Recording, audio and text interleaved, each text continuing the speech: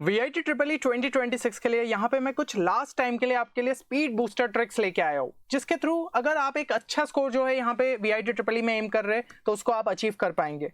और ये जो सीरीज मैंने आपके लिए स्टार्ट करी थी ना, जिनके इसके अंदर जो मैं क्वेश्चंस यहाँ पे ले रहा हूँ वो आपके जो ऑफिशियल मॉक टेस्ट डला हुआ है वेबसाइट पे, उसी से जो है मैंने यहाँ पे क्वेश्चंस उठाए। तो ऑलरेडी जो है इन 3 पार्ट्स के अंदर आपको जो है यहाँ पे क्वेश्चंस देखने को मिल जाएंगे जो कि मैंने सेम मॉक टेस्ट से उठाए थे। और बाकी ये 2 शॉर्ट ट्रिक्स के जो फर्स्ट और सेकंड पार्ट है इनको भी आप चेक कर सकते हैं, क्योंकि यहाँ पे भी हमने VIT ट्रिपल ई के प्रीवियस ईयर क्वेश्चंस प्रैक्टिस करे।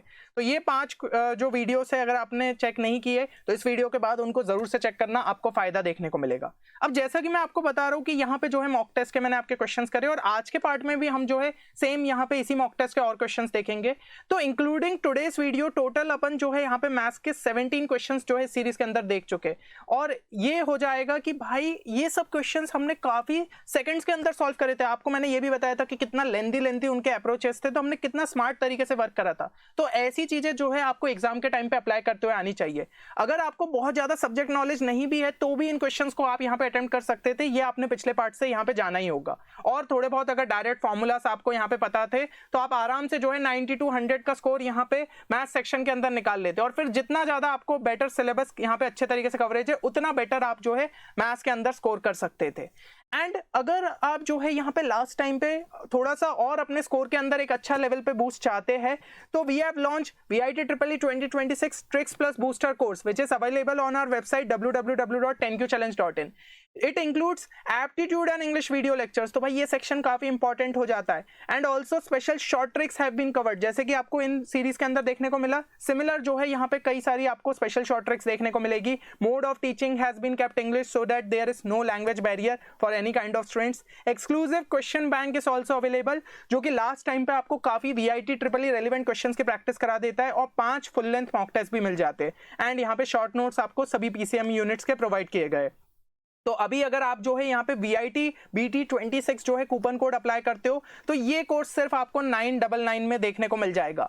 बाकी अगर कोई भी क्वेरी रहे तो आप गिवन नंबर पे हमारी टीम से कांटेक्ट कर सकते हैं। एंड ये लास्ट टाइम में बहुत ज्यादा आपके लिए जो है हेल्पफुल साबित होगा। और जिनका यहाँ पे अगर थोड़ा सा लेट स्लॉट है तो you can check our crash course also, जिसको भी जो है काफी अफोर्डेबल प्राइस पे आप सभी के लिए अवेलेबल करा दिया गया है, सिर्फ 1499 में, जहां पे आपको ये कूपन कोड जो है अप्लाई करना रहेगा। इसमें एक्स्ट्रा आपको ये मिल जाता है कि PCM के भी वीडियो लेक्चर्स मिल जाते हैं और 5 की जगह 10 फुल लेंथ मॉक टेस्ट मिल जाते हैं। तो जिनका थोड़ा लेटर स्लॉट में they can check this course.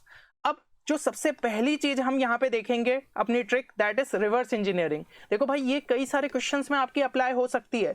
अब जैसे कि ये क्वेश्चन भी जो है उसी मॉक टेस्ट का है आपका, और डिफरेंशियल इक्वेशन वाला था। नॉर्मल मेथड से यहाँ पे सॉल्व करने जाते तो कुछ इस तरीके से जो है आपको यहाँ पे सॉल्व करना रहता, ठीक है ना। अब लेकिन मान लो आपको नहीं इंटीग्रेशन करना है, सब चीजों से यहाँ पे बचना है, तो बेटर ये रहेगा कि आप यहाँ पे ऑप्शंस को जो है एक एक करके चेक कर लेते, क्योंकि बेसिकली आप देख रहे हो यहाँ पे आपको dy/dx वाली ही इक्वेशन जो है जमा के लिखी गई है। तो अगर हम जो है यहीं पे डायरेक्ट डिफरेंशिएट करके एक बार चेक कर ले तो उसी के थ्रू हमें पता चल जाएगा कि राइट आंसर क्या है। अब लेकिन सारे ऑप्शंस को जो है चेक करने से बेटर है कि यहाँ पे आप जो है थोड़ा सा रेस्ट्रिक्टेड तरीके से वर्क करें। ऑप्शंस को ना इस ऑर्डर में याद रखिएगा कि कभी भी अगर चेक करना रहे तो इस तरीके से। सबसे पहले try to mark similar options. यहाँ पे आप जैसे कि ऑब्जर्व कर सकते हो ये दोनों बहुत हद तक जो है हमें सिमिलर तरीके से लिखी है, ये बाकी थोड़ी ऑड तरीके से लिखी है।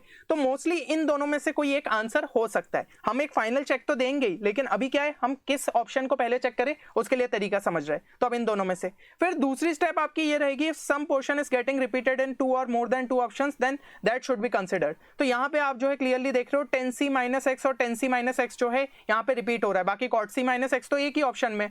तो मोस्टली जो है अपना बी वाला आंसर हो सकता है, पर हमें तुक्का नहीं मारना है, हम बेटर तरीके से उसको चेक भी कर लेंगे। तो y equal to x 10c-x लिखा है, आप इसको सीधा डिफरेंशिएट कर दो तो dy/dx और यहाँ पे प्रोडक्ट रूल लग जाएगा, यानी कि 10c-x प्लस यहाँ पे जो है अपना क्या हो जाएगा। अब अगर यहाँ पे मैं 10c-x को डिफरेंशिएट करूँ तो वो हो जाएगा हमारा sec² c-x, और जो है सिर्फ अपना x यहाँ पे रह जाएगा। तो देखो भाई ये अपने को जो है इक्वेशन, लेकिन अब प्रॉब्लम ये है कि यहाँ पे 10 और sec² वाले टर्म है, पर टेंशन लेने की जरूरत नहीं है। देखो ये वाली इक्वेशन को अगर मैं यहाँ पे स्क्वायर कर दूं तो 10² का टर्म इंट्रोड्यूस हो जाएगा, और sec² x क्या होता है 1 + 10² x, तो कर लेना।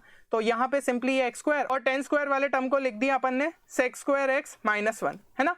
तो ये चीज अपनी यहाँ पे हो गई, और sec² x की यहाँ पे वैल्यू अपने को जो है क्या मिल जाएगी y² / x² + 1। आ रही है चीज, तो यहाँ पे जो है सब्सटीट्यूट कर दो, और 10c माइनस एक्स हमारा सिंपली y बाय एक्स हो जाएगा, तो उसको जो है यहाँ पे पुट कर दो। तो यहाँ पे जो है अगर अपन चेक करें Y square by X square plus 1 into यहाँ पे क्या आ जाएगा x। अब इसको जो है अगर अपन यहाँ पे सॉल्व करेंगे, आप चेक करिएगा यही सेम जो है अपने को फॉर्म देखने को मिल जाएगा, थोड़ा सा बस सिंप्लीफाई कर लीजिएगा। So option B is correct answer. भाई ये होती है स्मार्टनेस, ठीक है ना। तो ये रिवर्स इंजीनियरिंग मेथड आपके कई क्वेश्चंस में यहाँ पे अप्लाई हो सकता है। सेकंड है रफ स्केचिंग। अब ये वाला भी भाई क्वेश्चन आपका बहुत मतलब वीआईटी ट्रिपल ई के लेवल के हिसाब से डिफिकल्ट था, ठीक है। इसके अंदर बेसिकली आपको कर्व प्लॉटिंग करनी पड़ती है और इस टाइप के क्वेश्चंस कभी ना कभी देखने को मिल ही जाते वीआईटी ट्रिपल ई में। और आर्क लेंथ का फॉर्मूला जो है आपको इस तरीके से अप्लाई करना पड़ता, मतलब पहले तो पैरामेट्रिक कोऑर्डिनेट्स लेके फिर इस तरीके से आर्क लेंथ का जो है फॉर्मूला अप्लाई किया और काफी जो है सॉल्व करने के बाद हम फाइनल आंसर 6a तक पहुंचते।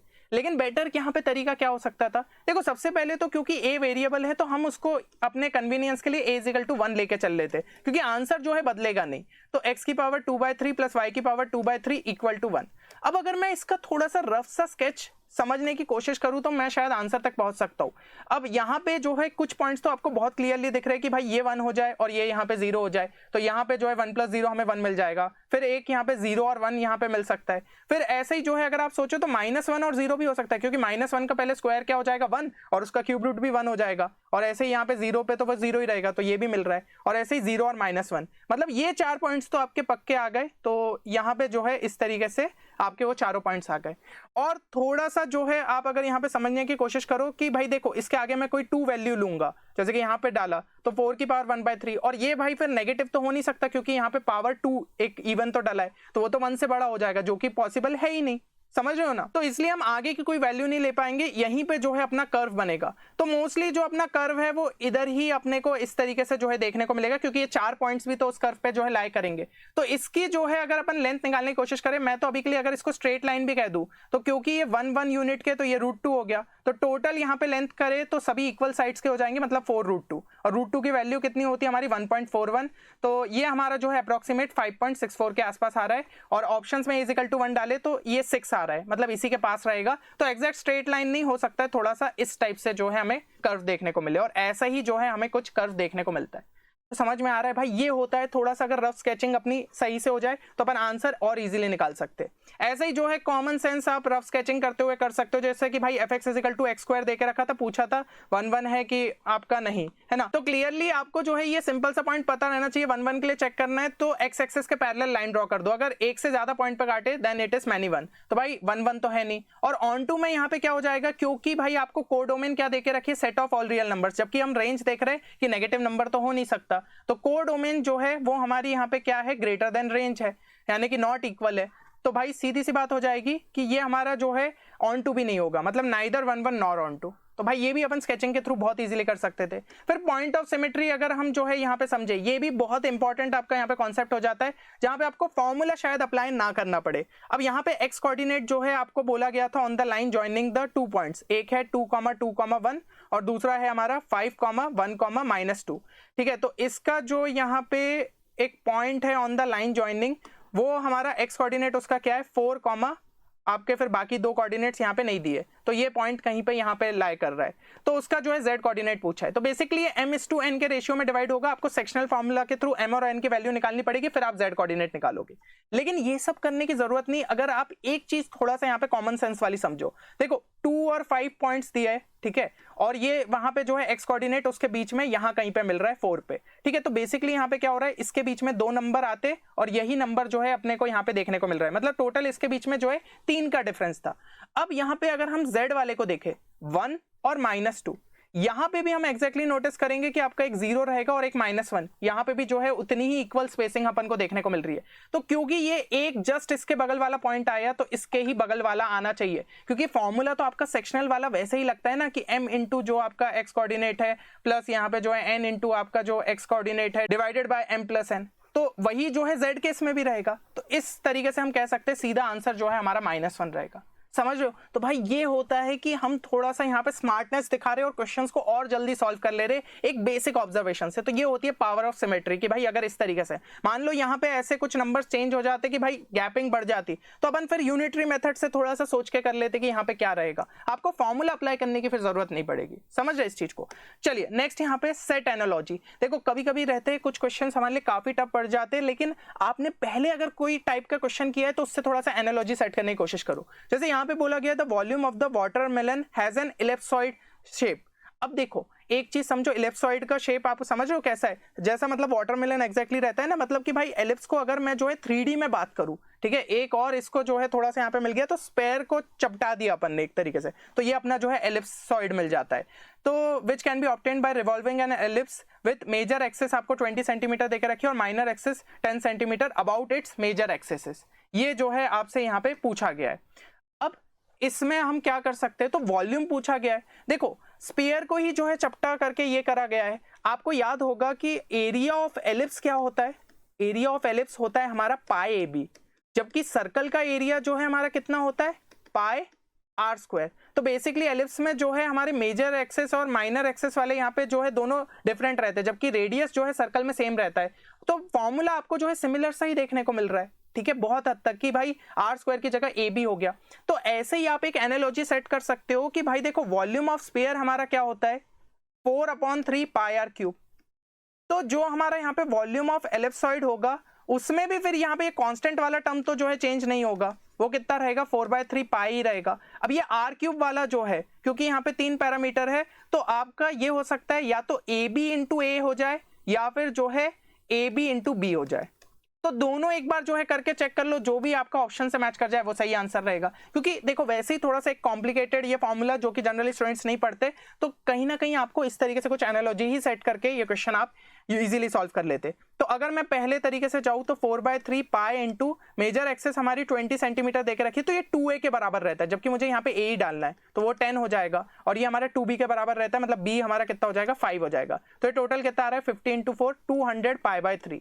अब आप खुद सोच के देखिए कि अगर मैंने जो है a यहाँ पे 10 डाला तो ये 2000 पाई/3 आएगा, जो कि ऑप्शन में नहीं है। जबकि अगर मैंने यहाँ पे b डाला जो कि है अपना कितना, यहाँ पे 5 है, तो 1000 पाई/3 हो जाएगा। तो that is the right answer, है ना, क्योंकि दूसरे वाले से ऑप्शन से मैच नहीं कर रहा। तो हमारा जो वॉल्यूम है वो आंसर मतलब अपना फॉर्मूला क्या बन गया? 4/3 पाई ए बी स्क्वायर। ये जो है फॉर्मूला था। आ रही है चीज समझ में? तो भाई थोड़ा सा स्मार्टली सोचते हुए चलना था। अच्छा, एक फाइनल जो यहाँ पे ट्रिक मैं आपको बताना चाहूंगा, डमी वैल्यूज।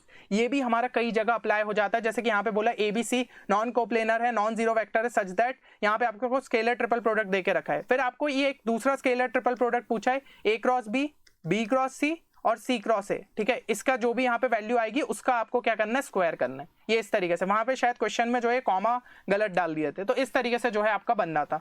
अब एक चीज सोच के देखो भाई, अगर आपको नॉन कोप्लेनर और नॉन जीरो वेक्टर्स देके रखे, हमारे दिमाग में हमेशा कुछ ऐसे, अगर डमी आप वेक्टर सोचना चाहते हो तो IJK ले लो ना, सबसे बेस्ट रहते हैं भाई, क्योंकि ये नॉन कोप्लेनर रहते हैं और नॉन जीरो भी है।